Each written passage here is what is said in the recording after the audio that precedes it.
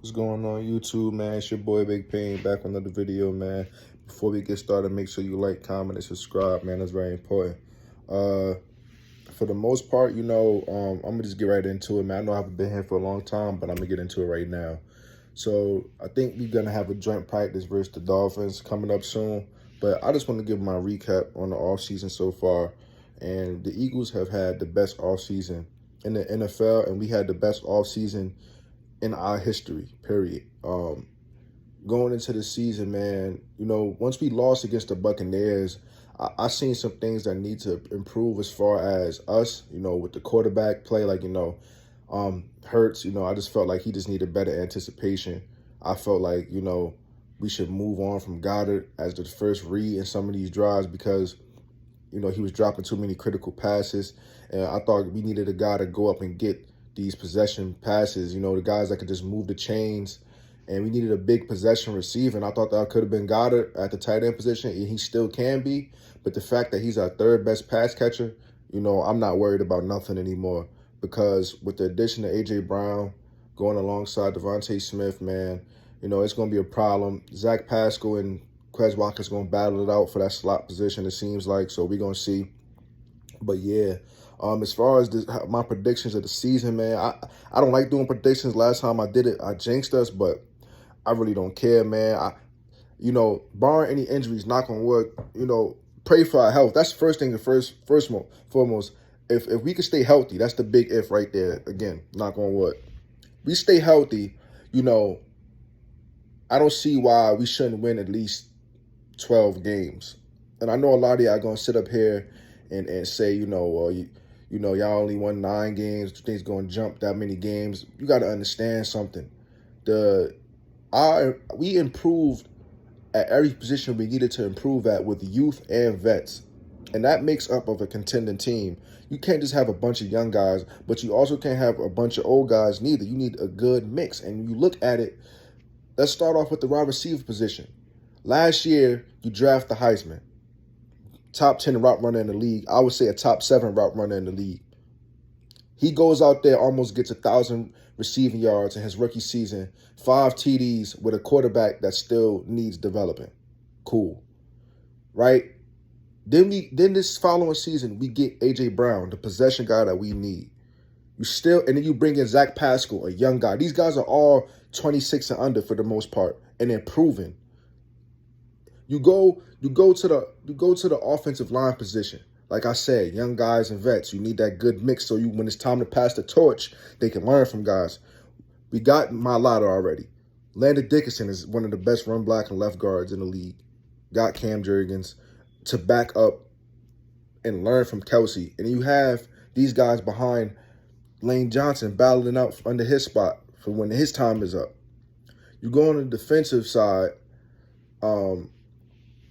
and I would like for us to draft an outside corner next season because I don't see us keep signing these vet corners on 1-year deals, and our number 1 corner is getting up there. So I would like to see us draft a cornerback in the first 2 rounds next season. But as of right now, our secondary is the best in the NFC East on paper. Bradbury is known for a lot of pass breakups. He can deal with your physical receiver. We know about Slay. He got snubbed from the top 10 on ESPN, but we don't listen to those guys up there because they don't really even watch the game. They just go off the big names. Slay is a top 10 corner in the NFL, period. Vontae Maddox, top 5 slot corner. You got the safeties now with Tyrod battling out with Marcus Epps, and you got Anthony Harris at the strong safety position. And then when you look at the linebackers is always a position of concern for me. I've been an Eagles fan for over a decade now. I've been a fan since the McNabb days, towards the end of McNabb's and basically early Vic. I don't really remember us having any good linebackers. You get what I'm saying? And that doesn't go for guys like Trent Cole when we were running out like 3-4 defense and those guys are pass rush. I'm talking about real linebackers, like, in the middle linebackers in the 4-3. The guys are just in the middle. You get what I'm saying? And we drafted the Buckness award winner. I forget his name, the award name. But in the Kobe Dean, we drafted Kobe Dean, the best linebacker in the draft in the 3rd round.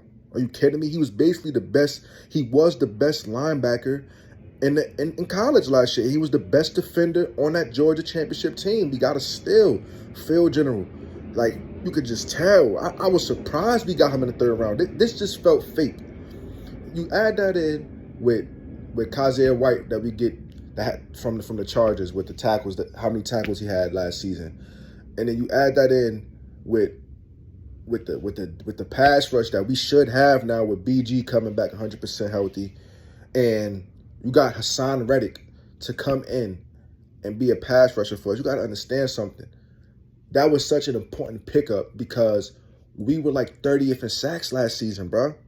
Y'all do understand if you watched us, we was not getting any sacks. So the fact that we got that paired up with that monster in the middle, Jordan Davis, last but not least, to when it's time for him to take over, he's gonna be ready. He's learning from an All-Pro. He's learning from an All-Pro, 2 Pro Bowlers up there with Hargrave and Fletcher. Fletcher's an All-Pro, arguably the best player on a championship team. So you look at it, like I said before, we got vets mixed with young guys all over the field, bro. All over the field. Hassan Reddick, I'm pretty sure he can learn a lot from BG. Even though he's going to be his time now, he's still got time to learn. And that's going to take a lot off on these vets. You're going to see, I believe, with the vets and the young guys, we're going to see a healthy season from us because of the fact that these guys will not have to play 4 downs, these pass rushers. You get what I'm saying? We're going to have, and God forbid something does happen, we have guys that can step in. Our second unit on our O-line is better than a lot of people starting O-line, realistically speaking. And we know that for a fact. We didn't lead the league in rushing for no reason. So I'm looking forward to us winning 12 games plus this season because with Hurts improving, with Sirianni giving up the play calling, which is so, you could tell he doesn't deal with pride. He's going to lay back and just give us the game plan and be able to focus on the whole team. For him to do that, then you have to mix that in with Hurts' second. This is Hurts' first time to have the same offense since high school. And this is a guy that gets better every season. Listen, I want Hurts to be great. I was known to be a Wentz guy. You know what I'm saying? He took us on a roller coaster of a ride, the Wentz, and, you know, I wish him the best on his career, even though he's on NFC East rivals team now, just because he helped us win a Super Bowl and he'll always be equal to me. But Hurts is his time, and I would love for him to just improve and lead us to the playoffs. Obviously, everybody wants a Super Bowl. That's, you know, I believe we have the roster that could potentially do it, but a lot of things will have to go right.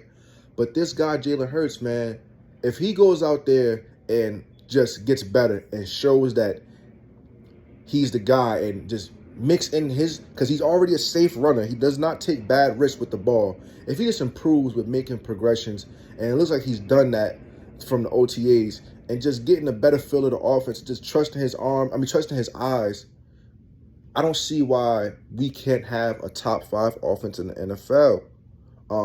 We should definitely be one of the most explosive teams on both sides of the ball. We cannot forget about Jonathan Gannon. You know, he didn't have that much to work with last year, and now we get to see what he's made of as well. So it's not just all on our quarterback. It's not just all on the head coach. It's not just all on the defensive coordinator. It's not just all on the players. It's on everybody. And the only person that has their hands clean of everything is Howie Roseman because of the job that he did. The fans can't say nothing. The fans can't say anything about what just went on this past offseason. Howie Roseman has basically, when we got rid of Wentz, how much flack he caught for that. He got to the playoffs 9-8 and didn't be improved. He has literally no liability with what's going on now. He has nothing to worry about. Only thing he probably got to worry about is if some guys want to get Andre Diller and probably making a couple trades here and there and scouting for the draft. For real. This roster set. You know, we got Jordan Howard still. I would like for us to get another power back. But it is what it is, man. There's nothing to talk about with this team as far as roster goes. And we're going to see, man. Catch y'all later, man. Fly Eagles fly. And we winning 12+ games this year. I guarantee it.